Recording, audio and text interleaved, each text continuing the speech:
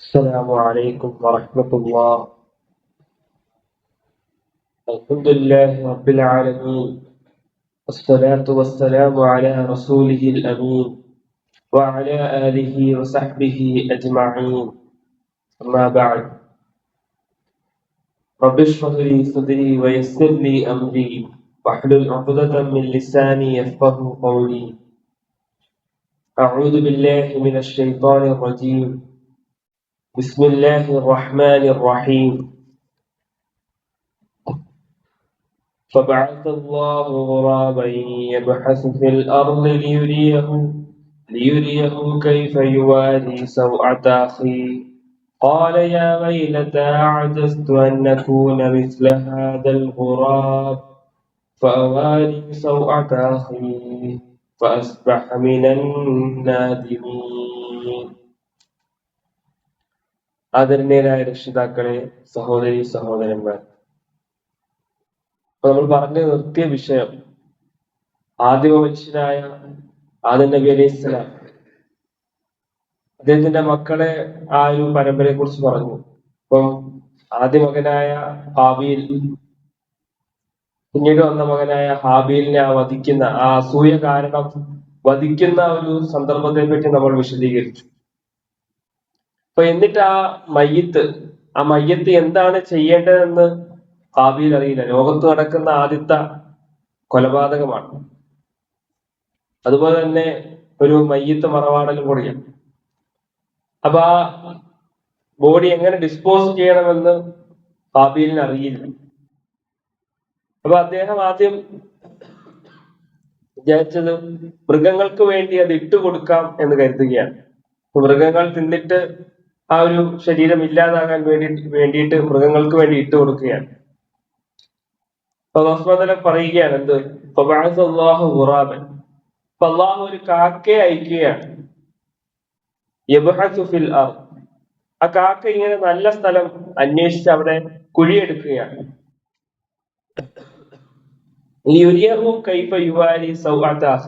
എന്തിനാണ്? അല്ലാഹു കാണിച്ചു കൊടുക്കാൻ വേണ്ടിയാണ് ആ കാക്കയെ അയച്ചത്. അപ്പൊ തന്റെ സഹോദരനെ ആ മയ്യത്ത് അതെങ്ങനെയാണ് മറമാറേണ്ടത് എന്ന് കാണിച്ചു കൊടുക്കാൻ വേണ്ടിയിട്ടാണ് അല്ലാഹു സുബ്ഹാനഹു വ തആല ആ സന്ദർഭത്തിൽ കാക്കയെ അയച്ചത്. അപ്പൊ അത് കണ്ടപ്പോൾ, അതായത് രണ്ട് കാക്കകൾ ഒന്ന് പല രീതിയിൽ റിവായത്തുകൾ കാണാൻ സാധിക്കും. രണ്ട് കാക്കകൾ വന്നു, അത് പരസ്പരം തല്ലുകൂടി.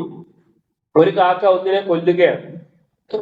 എന്നിട്ട് ആ ഒരു കാക്ക അതിന്റെ കൊക്കുകൊണ്ട് ഒരു കുഴി കുഴിച്ച് കൊല്ലപ്പെട്ട കാക്കയെ അതിലിട്ട് മൂടുകയാണ്. അപ്പൊ ഇതാണ് ഹാബീൽ കണ്ടുകൊണ്ടിരിക്കുന്നത്. അപ്പോഴാണ് ഹാബീൽ പറയുന്നത്, കാലയാ വൈലത, എന്തൊരു നാശം, എന്റെ ഒരു ഗതികേട് എന്ന രൂപത്തിൽ പറയുക.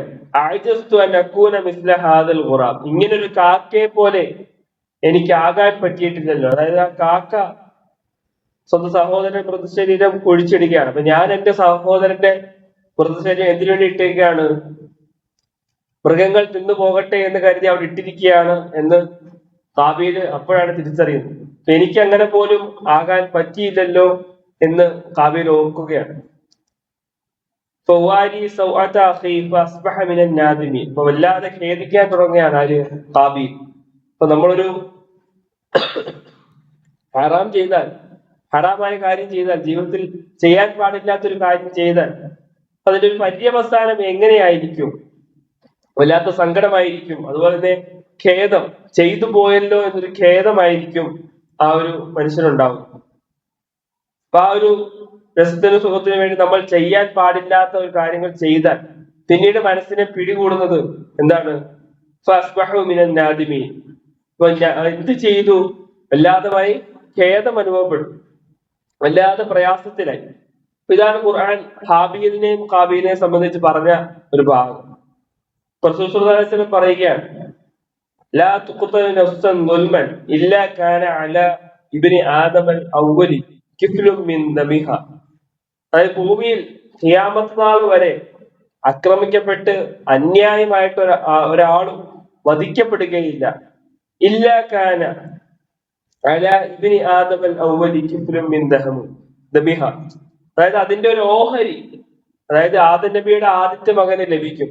ലോകത്തുള്ള ഏതൊരു കൊലപാതകം നടന്നാൽ, അപ്പൊ ഖിയാമത്ത് നാൾ വരെയുള്ള കൊലപാതകങ്ങൾക്ക് അതിന്റെ ഒരു ഓഹരി ആർക്കുണ്ടാവും?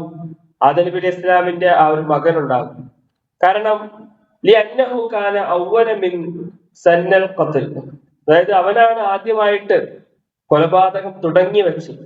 ഇപ്പൊ പ്രിയമുള്ളവരെ, നമ്മൾ ഒരിക്കലും ഒരു തിന്മയുടെ തുടക്കക്കാരാകാൻ പാടില്ല. അപ്പൊ അത് സ്വന്തം കുടുംബത്തിലാണെങ്കിലും ശരി, നമ്മുടെ വീടുകളിലാണെങ്കിലും സമൂഹത്തിലാണെങ്കിലും നാട്ടിലാണെങ്കിലും ഒരു തിന്മയുടെ തുടക്കക്കാരൻ ഒരിക്കലും നമ്മളാകരുത്. കാരണം ഖിയാമത്ത് നാൾ വരെ അതിന്റെ ഒരു ഭാവഭാരം നമ്മൾ ഏറേണ്ടി വരും. ഇപ്പൊ മരണത്തിന് ശേഷവും നമ്മൾ മരണപ്പെട്ടു പോയിരിക്കാം, എങ്കിൽ പോലും അതിനുശേഷവും നമ്മുടെ ഏടിൽ ആ തിന്മകൾ അതിന്റെ പാപഭാരം രേഖപ്പെടുത്തിക്കൊണ്ടേയിരിക്കും. അപ്പൊ അതാണ് ആദം നബി ഇസ്ലാമിന്റെ ആ മകന് ഖിയാമത്ത് നാൾ വരെ കൊലപാതകങ്ങളുടെ ഒരു ഓഹരി അവൻ രേഖപ്പെടുത്തുമെന്ന് റസൂൽ കരീം സ്വല്ലല്ലാഹു അലൈഹി വസല്ലം പറയാൻ കാരണം. അതുപോലെ റസൂൽ സ്വല്ലല്ലാഹു അലൈഹി വസല്ലം പറയുകയാണ്, മൻ സന്ന സുന്നതൻ ഹസനതൻ ഫഉമില ബിഹാ, ആരെങ്കിലും ഒരു നല്ലൊരു ചര്യ തുടങ്ങിയാൽ, നല്ലൊരു നന്മയായ ഒരു കാര്യം ചെയ്തു വെച്ചു, മറ്റുള്ളവർക്ക് കാണിച്ചു കൊടുത്ത് അത് ചെയ്ത് ആരംഭിച്ചു, അതിന്റെ ഒരു ആരംഭം കുറിച്ചാൽ ഫഅമില ബിഹാ, അതായത് അവൻ അത് ചെയ്താൽ അതിന്റെ പ്രതിഫലം അവനുണ്ടാകും. എവിടെ വരെ? അജ്രി മൻ അമില ബിഹ, അത് പിന്നീട് ആരൊക്കെ ചെയ്യുന്നുവോ അവരുടെയൊക്കെ പ്രതിഫലം അവനുണ്ട്. ലാ യൻഖുസു മിൻ ഉജൂരിഹിം ഷൈഅ, അതായത് ഇവൻ ആ പ്രതിഫലം കിട്ടുന്നത് വിചാരിച്ചിട്ട് പിന്നീട് അത് ചെയ്യുന്ന ആൾക്കാരുടെ പ്രതിഫലത്തിന് യാതൊരു കുറവും വരാത്ത രീതിയിൽ തന്നെ ഇവരത് ലഭിച്ചുകൊണ്ടേയിരിക്കും. അപ്പൊ അവർക്കത് ചെയ്ത പ്രതിഫലം ഉണ്ടാവുകയും ചെയ്യും. ഈ തുടങ്ങി വെച്ച തുടക്കക്കാരന് ചെയ്തതനുസരിച്ച് ഇവര് പ്രതിഫലം ലഭിക്കുകയും ചെയ്യും. അപ്പൊ ഒന്ന് ആലോചിച്ച് നോക്കിയേ, ഒരു ചെറിയൊരു നന്മയ്ക്ക് നമ്മളൊരു തുടക്കം കുറിക്കുന്ന ഒരു അവസ്ഥ ഒന്ന് ആലോചിച്ച് നോക്കിയേ. ലോകാവസാനം വരെ അത് ചെയ്തുകൊണ്ടിരിക്കുന്ന ആൾക്കാരുടെ അവർക്ക് അത് കിട്ടുകയും ചെയ്യും, അതിന്റെ ഒരു ഓഹരി നമുക്ക് ലഭിച്ചുകൊണ്ടേയിരിക്കുകയും ചെയ്യും. അപ്പൊ ഇന്ന് അതിന്റെ മേഖല നമുക്ക് വളരെയധികം ഇന്ന് അതിന് ചാൻസ് ഉള്ള ഒരു ഓപ്പർച്യൂണിറ്റി ഉള്ള ലോകത്താണ് നമ്മൾ ഇന്ന് ജീവിച്ചുകൊണ്ടിരിക്കുന്നത്. അപ്പൊ ഏത് ഭാഗത്തും നമുക്ക് നന്മകൾ പരത്താൻ ഒരു സ്റ്റാറ്റസ് വഴി ഒരു ദുആ അല്ലെങ്കിൽ ഒരു ആയത്ത് മറ്റുള്ളവർക്ക് പഠിപ്പിച്ചു കൊടുക്കാൻ വളരെയധികം നമുക്ക് സാഹചര്യങ്ങളുള്ള ഒരു ലോകത്താണ് നമ്മൾ ഇപ്പോൾ ജീവിച്ചുകൊണ്ടിരിക്കുന്നത്. അപ്പൊ അതിലൊരു ഭാഗവാക്കായാൽ നമുക്ക് ഖിയാമത്ത് നാൾ വരെ ആ നന്മകൾ നമുക്ക് രേഖപ്പെടുത്തിക്കൊണ്ടേയിരിക്കും. ഇപ്പൊ ചെറിയ സെക്കൻഡുകൾ കൊണ്ട് ഉള്ള പണിയായിരിക്കും, പക്ഷെ അത് ചെയ്താൽ എന്താണ്, നമ്മുടെ ഏടിൽ ആ നന്മകൾ ഇങ്ങനെ അധികരിച്ചു കൊണ്ടേയിരിക്കും. അപ്പൊ ആരൊക്കെ അത് കാണുന്നോ, ആരൊക്കെ അത് ചെയ്യുന്നുവോ അതിന്റെയൊക്കെ പ്രതിഫലം ഒരാൾക്കൊരു നന്മ പഠിപ്പിച്ചു കൊടുക്കുകയാണ്. അപ്പൊ ആ ഒരു ചെറിയൊരു ഹദീസിന്റെ കഷ്ണമായിരിക്കാം, അല്ലെങ്കിൽ ഒരു നന്മ അങ്ങനെ ചെയ്യരുത്, ഒരു കാര്യം ചെയ്യരുത് എന്നൊരു നിർദ്ദേശമായിരിക്കാം. അപ്പൊ ഇതാണ് ഖൈർ, ഇതാണ് സുന്നത്ത് എന്നുള്ളൊരു നിർദ്ദേശമായിരിക്കാം. അപ്പൊ അത് അവൻ പ്രവർത്തിക്കുന്നു, അവനിലൂടെ മറ്റനേകം ആൾക്കാർക്ക് ആ ഒരു ഇൽമ് എത്തിക്കപ്പെടുന്നു. അപ്പൊ അതിന്റെയൊക്കെ പ്രതിഫലം നമ്മുടെ രേഖയിൽ ഉണ്ടാകും. അപ്പൊ അതാണ് ഉലമാക്കൾക്ക് ഇത്ര അധികം സ്ഥാനം ആഖിറത്തിൽ അള്ളാഹു നൽകുന്നതിന് കാരണം. നമുക്കൊന്ന് ആലോചിച്ച് നോക്കിയാൽ ഇമാം ബുഖാരി റഹ്മത്തുള്ളാഹി അലൈഹി, അപ്പൊ അദ്ദേഹത്തിന്റെ ഒരു പേര് പറയപ്പെടാത്ത ഒരു ദിവസം ലോകത്ത് കഴിഞ്ഞു പോകുന്നില്ല. എന്തോരം ഹദീസുകളാണ് അവർ രേഖപ്പെടുത്തി വെച്ചത്. അപ്പൊ നമ്മുടെ ഇമാമിയങ്ങൾ, അതുപോലെ തന്നെ ഉലമാക്കൾ, അഹ്ലുസ് സുന്നത്ത് വൽ ജമാഅത്തിന്റെ ഉലമാക്കൾ, അവരുടെ ഒക്കെ പേരുകൾ പറയപ്പെടാതെ, അവർക്ക് വേണ്ടി ദുആ ചെയ്യപ്പെടാതെ ഒരു ദിവസം പോലും കഴിഞ്ഞു പോകുന്നില്ല ദുനിയാവിൽ. അപ്പൊ അതാണ് ആ ഇഖ്ലാസോടെ അള്ളാഹിന്റെ മാർഗത്തിൽ പണിയെടുക്കുക, ദീൻ എത്തിച്ചു കൊടുക്കുക മറ്റുള്ളവരിലേക്ക് എന്നതിൽ നിന്ന് ലഭിക്കുന്ന ഒരു പ്ലസ് പോയിന്റ്, അതൊരു റിവാർഡ്. പൂർണ്ണമായിട്ട് എത്തിക്കാൻ പറ്റുന്നില്ലെങ്കിലും നമ്മളെ കൊണ്ട് പറ്റുന്ന രീതിയിൽ ആ ഒരു ഇൽമ്, അള്ളാഹുവിന്റെ ഇൽമ് നമ്മൾ മറ്റുള്ളവരുമായി ഷെയർ ചെയ്യാൻ ശ്രമിക്കണം. അപ്പൊ അതിന്റെ ഭാഗവാക്കാവുക, നമ്മളാൽ കഴിയുന്ന രീതിയിൽ ഭാഗവാക്കുക. നാളെ ആഖിറത്തിൽ നമുക്ക് അതിന്റെ ആ നന്മയും ബർക്കത്തും അത് മാത്രമേ നമുക്ക് ബാക്കിയാവുകയുള്ളൂ. നേരെ തിരിച്ചുകൊണ്ട് റസൂൽ കരീം സ്വല്ലല്ലാഹു അലൈഹി വസല്ലം പറയുകയാണ്, മൻ സന്ന സുന്നത്തുൻ സയ്യിഅതൻ ഫഅമിൽ ബിഹാ, ഇനി ആരെങ്കിലും ഒരു മോശമായ ഒരു കാര്യത്തിന് തുടക്കം കുറിക്കുകയാണെങ്കിൽ അവൻ അത് ചെയ്ത് കാണിച്ചു കൊടുത്തു, കാന അലൈഹി വിസ്റുഹാ വ വിസ്റു മൻ അമില ബിഹാ മിൻ ബഅദി, അവനക്ക് ശേഷം ആരൊക്കെയാണോ അത് ചെയ്യുന്നത് അതിന്റെയൊക്കെ പാപഭാരം അവൻ പേറേണ്ടി വരും. വലാ യൻഖുസു മിൻ ഔസാരിഹിം ഷൈഅ, ഇവന് അവരുടെ പാപഭാരം കിട്ടുന്നത് കൊണ്ട് അത് ചെയ്യുന്ന ആൾക്കാരുടെ പാപഭാരം കുറയില്ല, അവർക്കും അതിന്റെ ശിക്ഷയുണ്ട്, അവർക്ക് തത്തുല്യമായിട്ട് ഇവനും അതിന്റെ ശിക്ഷയുണ്ട്. ഏതുവരെ? ഖിയാമത്ത് നാൾ വരെ, ഏടുകൾ എടുക്കപ്പെടുന്നത് വരെ ആ ഒരു ശിക്ഷ ഇവന് ലഭിച്ചുകൊണ്ടിരിക്കും. ഒന്ന് ആലോചിച്ച് നോക്കിയേ. ഇപ്പൊ മുഫസ്സിരീങ്ങൾ ഇബ്നു ഉസൈമിൻ റഹ്മത്തുള്ളാഹി അലൈഹി അതുപോലത്തെ പ്രഗത്ഭരായ പണ്ഡിതന്മാരൊക്കെ ഈ ഹദീസിനെ വിശദീകരിച്ചു.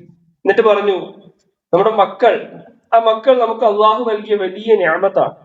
അപ്പൊ നമ്മൾ എങ്ങനെയാണോ ആ മക്കളെ വളർത്തുന്നത് അതിന്റെ ഒരു ഭാഗം നമുക്കുണ്ട്. നല്ല രീതിയിൽ ദീൻ അനുസരിച്ച് നമ്മൾ ആ മക്കളെ വളർത്തിയാൽ അത് നമുക്കുണ്ട്. മൻ സന്ന സുന്നത്തൻ ഹസന, അപ്പൊ നന്മയാണ്. ഇനി അഥവാ ആ മക്കളിൽ മോശപ്പെട്ട കാര്യം ദീനല്ലാത്തതാണ് നാം പഠിപ്പിച്ചു കൊടുക്കുന്നത്, അപ്പൊ ദീനില്ലാത്ത സംസ്കാരത്തിലാണ് ആ മക്കളെ നമ്മൾ വളർത്തിയതെങ്കിൽ അവരുടെ ആ സ്വഭാവവും ആ സംസ്കാരവും ആരിലേക്കൊക്കെ നീക്കപ്പെടുമോ, അല്ലെങ്കിൽ ആരിലേക്കൊക്കെ പകർന്നു കൊടുക്കപ്പെടുമോ, അതിന്റെയൊക്കെ ഒരു പാപഭാരം ആർക്കുണ്ടാവും? നമുക്കും ഉണ്ടാവും. അപ്പൊ നമ്മുടെ കുടുംബം, ആ കുടുംബത്തെ നിയന്ത്രിക്കുന്നത് നമ്മളാണ്. അപ്പൊ നമ്മൾ തെറ്റായ രീതിയിലാണ് കുടുംബത്തെ നയിച്ചതെങ്കിൽ അതിനുശേഷം ആ പരമ്പരയിൽ വരുന്ന എല്ലാ തെറ്റിന്റെയും ആ ഒരു പാരമ്പര്യം നമ്മൾ ഏൽക്കേണ്ടി വരും. അതുകൊണ്ട് വളരെ ഗൗരവത്തിൽ നമ്മുടെ ജീവിതത്തിൽ നമ്മൾ സൂക്ഷിക്കണം. തിന്മകൾക്ക് ഒരിക്കലും തുടക്കക്കാരാകരുത്. ഒരു രീതിയിലും, ഇപ്പൊ കൂട്ടുകാരിലാണെങ്കിലും സമൂഹത്തിലാണെങ്കിലും നമ്മുടെ വീട്ടിലാണെങ്കിലും മക്കളിലാണെങ്കിലും, മക്കൾ വളരെയധികം നമ്മൾ ശ്രദ്ധിക്കണം. ഒരിക്കലും ഒരു തിന്മയുടെയും തുടക്കക്കാരാകരുത്. അപ്പൊ അത് വലിയ നാശത്തിന്റെ അടയാളമാണ്. മറിച്ച് നന്മയിൽ മുൻപന്തിയിലാവുക, നന്മയുടെ തുടക്കക്കാരാവുക നമ്മൾ. റസൂൽ കരീം സ്വല്ലല്ലാഹു അലൈഹി വസല്ലം ഒരു ഹദീസിൽ സ്വതക്ക ചെയ്യാൻ ആവശ്യപ്പെട്ടു. അപ്പൊ സ്വതക്ക ചെയ്യാൻ ആവശ്യപ്പെട്ട് കുറെ സമയം ആവശ്യപ്പെട്ടപ്പോൾ ഒരു സഹാബി എന്ത് ചെയ്തു? ഒരു പിടി ഈത്തപ്പഴവുമായി വന്നു. അതൊരു കപ്പ് മുഴുവൻ ഉണ്ടായിട്ടില്ല, ഒരു കുറച്ചൊരു ഈത്തപ്പഴം, അത്രയും കുറച്ച് ഈത്തപ്പഴമായി റസൂലിന്റെ മുമ്പിൽ സമർപ്പിക്കുകയാണ്. അപ്പൊ ഇത് കണ്ടപ്പോൾ മറ്റുള്ളവരെല്ലാം ഓരോന്നായിട്ട് കൊണ്ടുവരാൻ തുടങ്ങി. ഇദ്ദേഹം കൊണ്ടുവന്നതോ കുറച്ച്, മറ്റുള്ളവർ കൊണ്ടുവന്ന അത്രയും പോലും ഇല്ല. അപ്പൊ ഒരു കപ്പ് പോലും ഈത്തപ്പഴമല്ലാത്ത കുറച്ച് ഈത്തപ്പഴമാണ് ആദ്യമായി കൊണ്ടുവന്ന് വെച്ചത്. ഇദ്ദേഹം ഇത് ചെയ്ത് കണ്ടപ്പോൾ മറ്റെല്ലാവരും എന്ത് ചെയ്തു? ഓരോന്ന് ഇങ്ങനെ കൊണ്ടുവരാൻ തുടങ്ങി. അവസാനം 2 വലിയ കൂമ്പാരം സാധനങ്ങൾ അള്ളാന്റെ റസൂലിന്റെ പള്ളിയിൽ ഒരുമിച്ച് കൂട്ടി.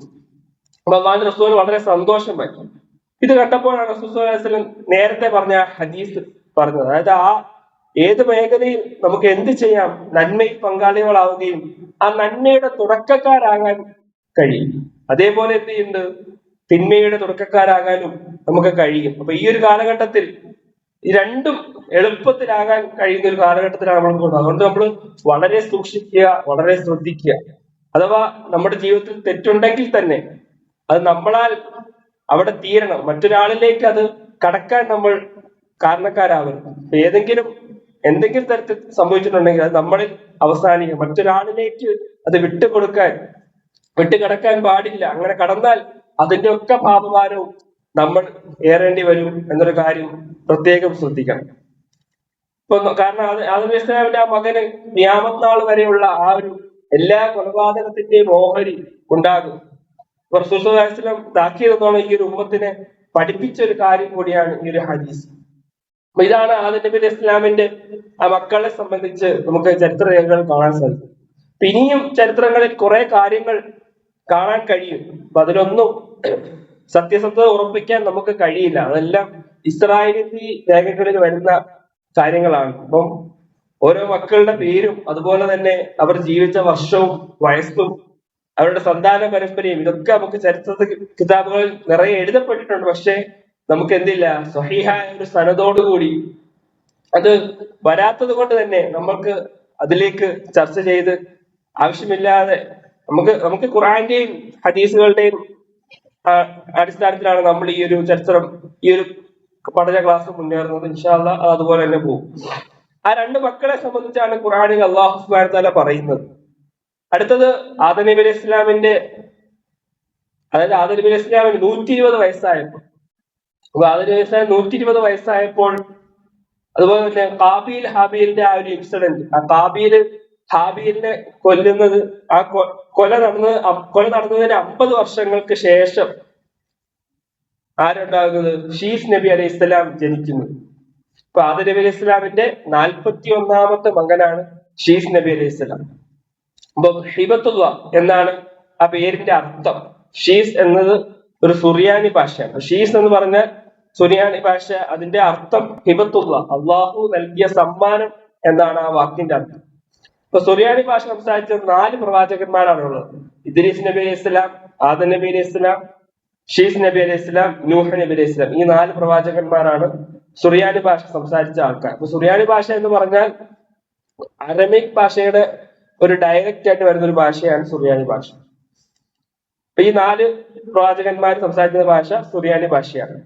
ഇപ്പൊ ഇഞ്ചിയിലും ഈ സുറിയാനി ഭാഷയുടെ ഡയലക്ട്, അറബിക്കും സുറിയാനി ഭാഷകൾ ചേർന്ന ഒരു ഡയലക്റ്റ് ആണ് ഇഞ്ചിയിൽ എന്ന വേദഗ്രന്ഥവും എഴുതപ്പെട്ടിരുന്നത്. അപ്പൊ ഹാബീൽ കൊല്ലപ്പെട്ടതിന് ശേഷം ആ ഹാബീലിന് പകരമായിട്ടാണ് ശീസ് നബി അലൈഹി ഇസ്ലാം ജനിക്കുന്നത്. അപ്പൊ ബാക്കി 40, ആദ്യത്തെ 40 മക്കൾ ഉണ്ടായത് ഏത് രൂപത്തിലായിരുന്നു? ഇരട്ട കുട്ടികൾ എന്ന രീതിയിലാണ്. 20 പ്രസവങ്ങളിലായി ഇരട്ട കുട്ടികൾ എന്ന രൂപത്തിലാണ് ആദ്യത്തെ 40 മക്കളും ജനിച്ചത് ആദം നബി അലൈഹി ഇസ്ലാമിന്. അങ്ങനെ പക്ഷെ 41ാമത്തെ മകനായി ജനിച്ചത് എങ്ങനെയാണ്? ഷീസ് നബി അലൈഹി ഇസ്ലാം ജനിച്ചത് ഒറ്റയായിട്ടാണ് പ്രസവിച്ചത്. അപ്പൊ ആ ഷീസ് നബി അലൈഹി ഇസ്ലാമിന്റെയാണ് പിന്നീട് ആദം നബി അലൈഹി ഇസ്ലാം ഏറെ ഇഷ്ടപ്പെട്ടതും. മരണത്തിന് മുമ്പായിട്ട് എന്ത് ചെയ്തത്? ഷീസ് നബി അലൈഹി ഇസ്ലാമിനെ വിളിച്ചുകൊണ്ടാണ് ആദം നബി അലൈഹി ഇസ്ലാം വസിയത്തുകൾ, ഒരു പിതാവ് എന്ന നിലയ്ക്ക് മകന് വസിയത്ത് നൽകുന്നത് ഷീസ് നബി അലൈഹി ഇസ്ലാമിനാണ്. അപ്പൊ അബ്ദുല്ലാഹിബ്നു അബ്ബാസ് റളിയല്ലാഹു അൻഹു ഉദ്ധരിക്കുന്ന ഒരു ഹദീസ് നമുക്ക് കാണാൻ സാധിക്കും. വലമ്മ ഹളറത് ആദമൽ വഫാത്ത്, ആദം നബി ഇസ്ലാമിന് മരണാസന്നമായപ്പോൾ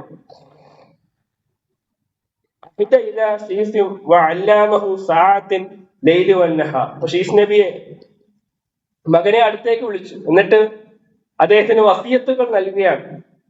എന്താണ് വസിയത്ത് നൽകുന്നത്? രാത്രിയുടെയും പകലിന്റെയും ചില സമയങ്ങൾ അദ്ദേഹത്തിന് പഠിപ്പിച്ചു കൊടുത്തു. നിസ്കാരത്തിന്റെ സമയങ്ങൾ, ഇബാദത്തിന്റെ സമയങ്ങൾ ആദം നബി അലൈഹി ഇസ്ലാം പഠിപ്പിച്ചു കൊടുക്കുകയാണ് മകനായ ഷീസ് നബി അലൈഹി ഇസ്ലാം. അപ്പൊ ആ സമയത്ത് പ്രവാചകനായിട്ടില്ല. അപ്പൊ അതുപോലെ തന്നെ ഓരോ സമയത്തുള്ള ഇബാദത്തുകളും ഷീസ് നബി അലൈഹി ഇസ്ലാമിന് പഠിപ്പിച്ചു കൊടുത്തു ആദം നബി അലൈഹി ഇസ്ലാം. ഒരു വലിയൊരു തൂഫാൻ വരാനുണ്ടെന്നുള്ള ഒരു മുന്നറിയിപ്പും ഷീസ് നബി അലൈഹി ഇസ്ലാമിന് ആദം നബി അലൈഹി ഇസ്ലാം ആ ഒരു വേളയിൽ പഠിപ്പിച്ചു കൊടുത്തു. അങ്ങനെ ആദം നബി അലൈഹി ഇസ്ലാമിന്റെ മരണശേഷം ഷീസ് നബി അലൈഹി ഇസ്ലാമിന് നുബുവത്ത് ലഭിക്കുകയാണ്. അപ്പൊ 2ാമത്തെ നബിയാണ് ഷീസ് നബി അലൈഹി ഇസ്ലാം. ആദം നബി അലൈഹി ഇസ്ലാമിന്റെ 41ാമത്തെ മകനും 2ാമത്തെ പ്രവാചകനും കൂടിയാണ് ഷീസ് നബി അലൈഹി ഇസ്ലാം. അപ്പൊ ആദം നബി ഇസ്ലാം സാധാരണ രീതിയിൽ മരണപ്പെട്ടു. അദ്ദേഹത്തെ കുളിപ്പിച്ചതായും കഫൻ ചെയ്തതായും ഒക്കെ നമുക്ക് ചരിത്രങ്ങളിൽ കാണാൻ കഴിയും. അതിന്റെ ഒക്കെ നേതൃത്വം നൽകിയിരുന്നത് ഷീസ് നബി അലൈഹി ഇസ്ലാമാണ്. അങ്ങനെ ആദം നബി അലൈഹി ഇസ്ലാമിന് ശേഷം ആ ഒരു ഉമ്മത്തിനെ നയിക്കാൻ ഷീസ് നബി അലൈഹി ഇസ്ലാമിന് നുബുവത്ത് കിട്ടി. ഇപ്പൊ ഖുർആനിൽ ഷീസ് നബി അലൈഹി ഇസ്ലാമിന്റെ പേര് നമുക്ക് കാണാൻ കഴിയില്ല ഒരിടത്തും, അള്ളാഹു പറയുന്നില്ല. പക്ഷെ ഹദീസിൽ റസൂൽ കരീം സല്ലല്ലാഹു അലൈഹി വസല്ലം പറഞ്ഞു, ഷീസ് നബി അലൈഹി ഇസ്ലാമിനെ സംബന്ധിച്ച് പറയുന്നുണ്ട്, അപ്പൊ ഓരോ പ്രവാചകന്മാർക്കും അള്ളാഹു ഏടുകളും കിതാബുകളും നൽകിയിട്ടുണ്ട്. സുഹഫി ഇബ്രാഹിം മൂസ നബി അലൈഹി ഇസ്ലാമിനും ഇബ്രാഹിം നബി അലൈഹി ഇസ്ലാമിനും ഒക്കെ ഏടുകൾ നൽകിയിട്ടുണ്ട്. ഷീസ് നബി അലൈഹി ഇസ്ലാമിന് ലഭിച്ചത് 50 ഏടുകൾ അള്ളാഹു നൽകിയിട്ടുണ്ട്. അൻസാബ് ബനി ആദമ കുല്ലിഹിമുൽ യൗം. പിന്നെ ആ ഷീസ് നബി അലൈഹി ഇസ്ലാമിൽ നിന്നാണ് പിന്നെ മക്കൾ ഉണ്ടാകുന്നത്. അതായത് ഹാബീൽ, ആദം നബി ഇസ്ലാമിന്റെ മകനായ ഹാബീൽ കൊല്ലപ്പെട്ടു. ആര് കാരണം? കാബീല് കാരണം. പക്ഷെ കാബീലിന്റെ മക്കളും അധിക കാലമൊന്നും ജീവിച്ചില്ല.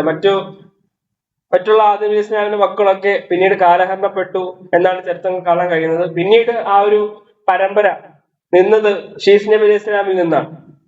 ആ ഒരു സന്താന പരമ്പര ഷീസ് നബി അലൈഹി ഇസ്ലാമിൽ നിന്നാണ് ഉടലെടുത്തത്. അങ്ങനെ വന്ന ഷീസ് നബി അലൈഹി ഇസ്ലാമും കഴിഞ്ഞ് ആണ് അടുത്ത പ്രവാചകനായ ഇദ്രീസ് നബി അലൈഹി ഇസ്ലാം വരും. അപ്പൊ ഇദ്രീസ് നബി അലൈഹി ഇസ്ലാമിന്റെ ചരിത്രം നമുക്ക് അധികം കാണാൻ കഴിയില്ല. റസൂൽ സ്വല്ലല്ലാഹു അലൈഹി വസല്ലം ഹദീസിലും അധികം പറഞ്ഞിട്ടില്ല. പക്ഷെ സൂറത്തുൽ മറിയമില് അല്ലാഹു സുബ്ഹാനഹു വ തആല ഇദ്രീസ് നബി അലൈഹി ഇസ്ലാമിനെ സംബന്ധിച്ച് പറയുന്നുണ്ട്, വസ്കുർ ഫിൽ കിതാബി ഇദ്രീസ ഇന്നഹു കാന സിദ്ദീഖൻ നബിയ്യ വറഫഅനാഹു മകാനൻ അലിയ്യ. അപ്പൊ ഇത്രയും കാര്യം പറയുന്നുണ്ട്. അതായത് ഹദീസിൽ റസൂൽ സ്വല്ലല്ലാഹു അലൈഹി വസല്ലം ഇസ്രാ മിഅ്റാജിന്റെ സമയം ആകാശത്തെ ഓരോ ആകാശം കഴിയുമ്പോഴും അവിടെ കാണുന്ന പ്രവാചകന്മാരെ സംബന്ധിച്ച് റസൂൽ സ്വല്ലല്ലാഹു അലൈഹി വസല്ലം നമ്മളോട് പറഞ്ഞു തന്നിട്ടുണ്ട്. അങ്ങനെ 6ാമത്തെ ആകാശത്തിലാണ് ഇദ്രീസ് നബി അലൈഹി ഇസ്ലാമിനെ കണ്ടതായും സലാം പറഞ്ഞതായും റസൂലിനെ സ്വീകരിച്ചതായും ഹദീസിൽ കാണാൻ കഴിയും. അപ്പൊ ആ രീതിയിലല്ലാതെ ഇദ്രീസ് നബി അലൈഹി ഇസ്ലാമിന്റെ ചരിത്രം ഖുർആനിലോ മറ്റുള്ള ഹദീസിലോ ആ രീതിയിൽ നമുക്ക് കാണാൻ കഴിയില്ല ആ ഒരു ചരിത്രത്തെ സംബന്ധിച്ച്. ഇദ്രീസ് നബി അലൈഹി ഇസ്ലാമിനെ സംബന്ധിച്ച് അള്ളാഹു പറഞ്ഞതാണ് വസ്കുർ ഫിൽ കിതാബി ഇദ്രീസ ഇന്നഹു കാന സിദ്ദീഖൻ നബിയ്യ. അപ്പൊ സിദ്ദീഖാണ്, സത്യസന്ധനാണ്, അള്ളാഹുവിനെയും അള്ളാഹുവിന്റെ എല്ലാവരും ആ ഒരു പ്രവാചകന്മാരെല്ലാം സത്യപ്പെടുത്തിയ ആളാണ്. അതുപോലെ തന്നെ എന്താണ് നബിയാണ്. ഇദ്രീസ് നബി അലൈഹി സ്വലാമിനെ സംബന്ധിച്ച് അള്ളാഹു നബി എന്ന് പറഞ്ഞിട്ടുണ്ട്. റസൂലുള്ളാഹി സ്വല്ലല്ലാഹു അലൈഹി വസല്ലം ആ ഇസ്രാ മിറാജിന്റെ ഹദീസിലും നബിയായി പരിചയപ്പെടുത്തിയിട്ടുണ്ട്. അതുപോലെ തന്നെ സലാം പറയുകയും റസൂൽ സ്വല്ലല്ലാഹു അലൈഹി വസല്ലമയെ സ്വീകരിക്കുകയും ചെയ്തിട്ടുണ്ട് ആര്? ഇദ്രീസ് നബി അലൈഹി സ്വലാം. അപ്പൊ ഇത്രയുമാണ് ഇദ്രീസ് നബി അലൈഹി സ്വലാമിനെ സംബന്ധിച്ച് നമുക്ക് ഖുർആനിലും ഹദീസുകളിലും കാണാൻ സാധിക്കും. ഇതല്ലാതെ മറ്റ് ചരിത്രങ്ങൾ ധാരാളമുണ്ട്. അപ്പൊ അതൊന്നും നമുക്ക് എന്തല്ല ഉറപ്പോടുകൂടി സഹീഹായി സ്വീകരിക്കാൻ കഴിയുന്ന സനദോടുകൂടിയുള്ള പറയാൻ കഴിയുന്ന കാര്യങ്ങൾ ഇല്ല. അതുപോലെ തന്നെ അൽ ബിദായ നിഹായിൽ ഇബ്നു കസീർ റഹ്മത്തുള്ളാഹി അലൈഹി പറയുന്നതായിട്ട് നമുക്ക് കാണാൻ സാധിക്കും. എന്താണ്? ആദ്യമായി പേന കൊണ്ട് എഴുതിയത് ഇദ്രീസ് നബി അലൈഹി ഇസ്ലാമാണ്. അതുപോലെ തന്നെ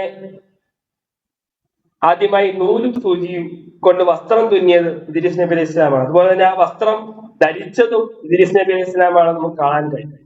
അപ്പൊ അദ്ദേഹത്തിന്റെ ശരിക്കുമുള്ള പേര് കൻകൂൻ എന്നാണ്.